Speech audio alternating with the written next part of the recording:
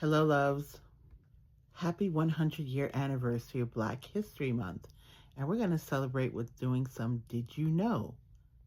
Let's talk about Frederick Douglass's youngest son, Charles Remond Douglass. Charles Remond Douglass was born on October 21st, 1844 in Lynn, Massachusetts. He is the youngest son of abolitionist Frederick Douglass and Anna Murray Douglass. During the Civil War, he was the first black man in New York to enlist for the U.S. military service, rising to the rank of first sergeant before being honorably discharged for poor health. After the war, he was the first black clerk in the Freedmen's Bureau in Washington, D.C., helping to support newly freed people during the Reconstruction. He worked in federal service, working in the U.S. Treasury Department, the Santo Domingo Commission, and later as an examiner for the Pension Bureau. He retired after more than 50 years in working for the government. As a diplomat, he served as U.S. Consul, as the consular clerk in Puerto Plata and Santo Domingo in the Caribbean, representing leadership in American Foreign Service. He became a correspondent for his father's newspaper, The New National Era. He used journalism to advocate for black rights and Reconstruction policies. In 1892, after being denied service at a beachside restaurant, he bought the 40 acres next to it and developed Highland Beach in Maryland, one of the first owned black seaside resorts, creating a safe leisure space for black families shut out of the segregated beaches.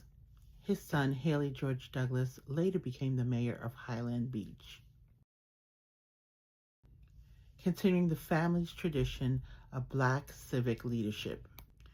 Charles Remond Douglass passed away November 23, 1920, leaving a legacy as a Civil War veteran, civil servant, and community builder, and education advocate who extended Frederick Douglass's fight into the Jim Crow era.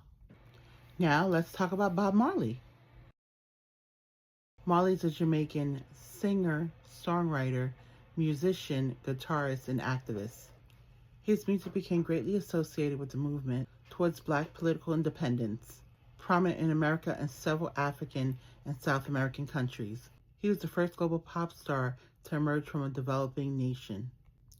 In 1994, he was posthumously inducted into the Rock and Roll Hall of Fame.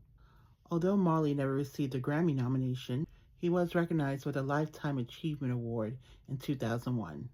Let's talk about Frances Cress Welsing.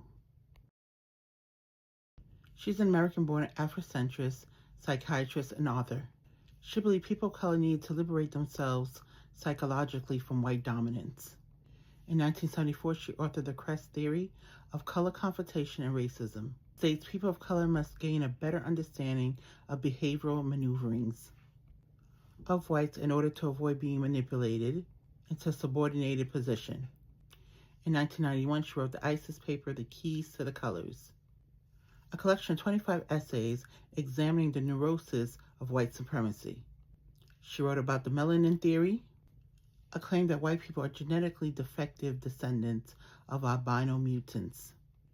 She felt that whites strive to maintain a superior social position and manipulate non-whites and themselves into thinking that they are the worldwide numerical majority instead of the minority. Which one of these black leaders did you not know anything about? What part of their story surprised you the most? Share your thoughts. Let me know.